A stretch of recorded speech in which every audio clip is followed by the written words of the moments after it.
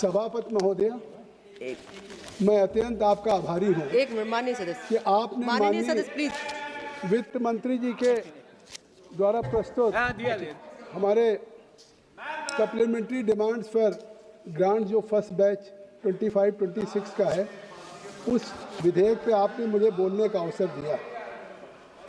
अभी मैं कुछ कहूँ उसके पहले संसदीय कार्य मंत्री श्री किरण रिजिजू जी ने कह दिया कि ये डिमांड फॉर सप्लीमेंट्री ग्रांट है, लेकिन हुड्डा जी हमारे निश्चित तौर से सप्लीमेंट्री ग्रांट्स पे कम बोले और बजट पे ज़्यादा बोले, और इसीलिए उन्होंने कहा कि मैं इससे डिमांड फॉर सप्लीमेंट्री ग्रांट्स के पहले बोलना चाहता हूँ। तो निश्चित तौर से उन्होंने जो बात उठाई, आखिर इस सदन के माध्यम से जो बात कम से कम उस पक्ष की तरफ से कहा जाए तो वो तथ्यात्मक भी होना चाहिए, सही भी होना चाहिए।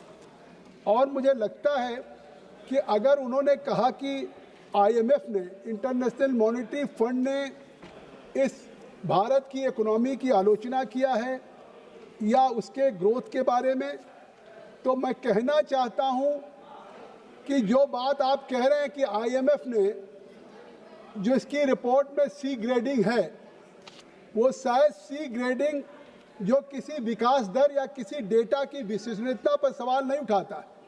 ये बेस ईयर जो इनकी 2011 और 12 इनकी सरकार में जो बेस ईयर था, उसमें वो ग्रेडिंग थी।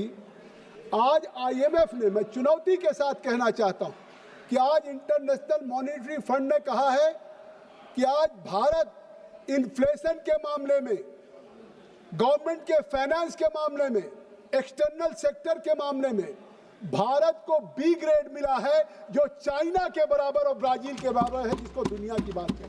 मैं चुनौती देके कह रहा हूँ। तो आज भारत को B ग्रेड मिला, और चीन जिसको सबसे ज़्यादा उदाहरण देते हैं इनके नेता, उनके एम्बेसडर के साथ बैठेंगे, चीन की तारीफ करेंगे जब ऑपरेशन सिंदूर भी होगा। आज भी ये भी तारीफ कर रहे थे कि चाइना और पाकिस्तान एक हो गया। लेकिन मैं कह सकता हूँ कि आज जो भारत की इकोनॉमी है वो दुनिया में, India is becoming one of the fastest growing economy Narendra Modi के नेतृत्व में। और नरेंद्र मोदी जी के नेतृत्व में इकोनॉमी की बात करते हैं। आज इकोनॉमिक स्लो डाउन नहीं है। हुड्डा जी जाइए मत। जिस समय आपकी सरकार थी, मनमोहन सिंह जी प्रधानमंत्री थे, तो 2 वर्ड था कि इस देश में पॉलिसी पैरालिसिस हो गई, पॉलिसी पैरालिसिस हो गई। और उस नीति की पंगुता थी, जो लोग FDI ला रहे थे, फॉरेन इन्वेस्टमेंट कर रहे थे, पॉलिसी पैरालिसिस अब डिस्कस नहीं हो रहा। अब FDI का इन्वेस्टमेंट वापस नहीं जा रहा है।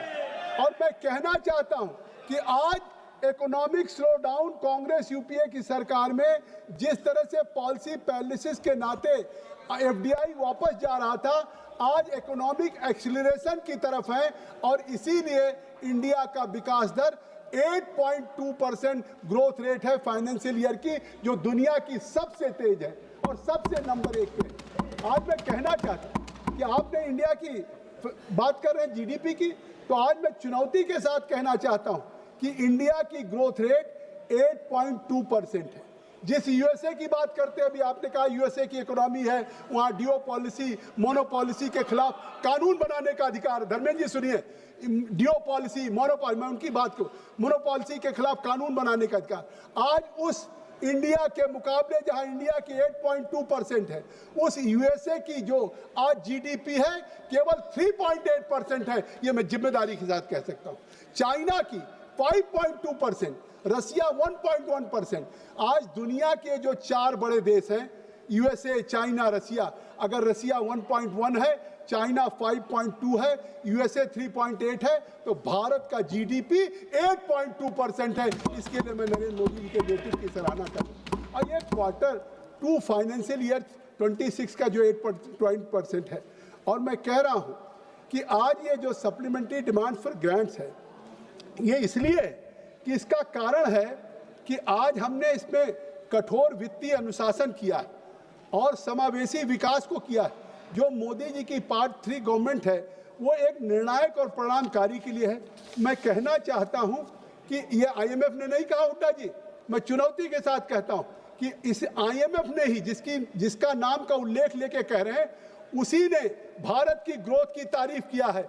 और आईएमएफ खुद कह रहा है कि भारत फाइनेंशियल ईयर 26 में 6.5% की रेट से बढ़ेगा और ये private investment stable micro economy दुनिया की सबसे मजबूत होगी। ये आईएमएफ की रिपोर्ट है। और ये इसका मजबूत जो फाइनेंशियल सिस्टम की वजह से ये कहना कि भारत का डेटा गलत है, एक तरफ आप आईएमएफ का उल्लेख करेंगे, उसके नाम से आप कहेंगे कि आईएमएफ आलोचना कर रहा है, ये आईएमएफ की ही तारीफ है।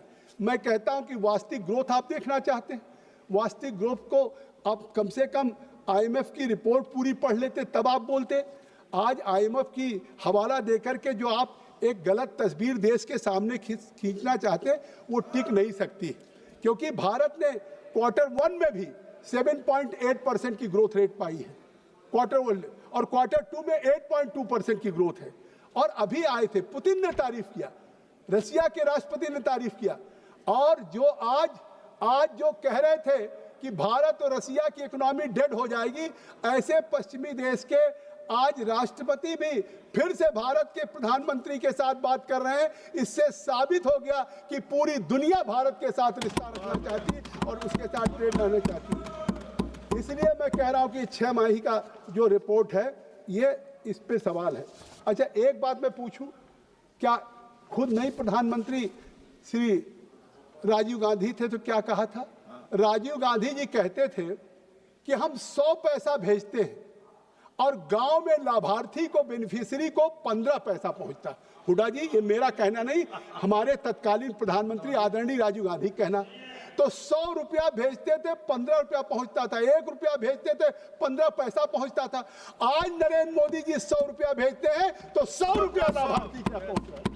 ये बात मैं जिम्मेदारी के साथ मैं कहना चाहता हूं। और जिस आईएमएफ का आप हवाला दे रहे हैं, धर्मेंद्र जी, आप भी इस बात को कोट करते थे, राजीव गांधी की बात आप भी अखिलेश यादव जी कोट करते थे कि वो कहते खुद ही कि हम पैसा भेजते हैं और पैसा पहुंचता नहीं। तो ये मिडिलमैन का, उस मिडिलमैन को, बिचौलियों को आज डायरेक्ट बेनिफिट ट्रांसफर स्कीम दुनिया में पहली बार भारत में लागू करके लेखपाल सब बिचौलियों को हटा करके सीधा पैसा सरकार से चलेगा, सीधा खाते में जाएगा, चाहे वो महिला के खाते में जाए, चाहे पुरुष के, चाहे प्रधानमंत्री किसान सम्मान निधि हो, चाहे उज्ज्वला हो, या जो भी स्कीम्स हो। तो मैं आज ये कहना चाहता हूं कि वो आईएमएफ की रिपोर्ट नहीं है करुणानिधि जी, वो आईएमएफ की रिपोर्ट है।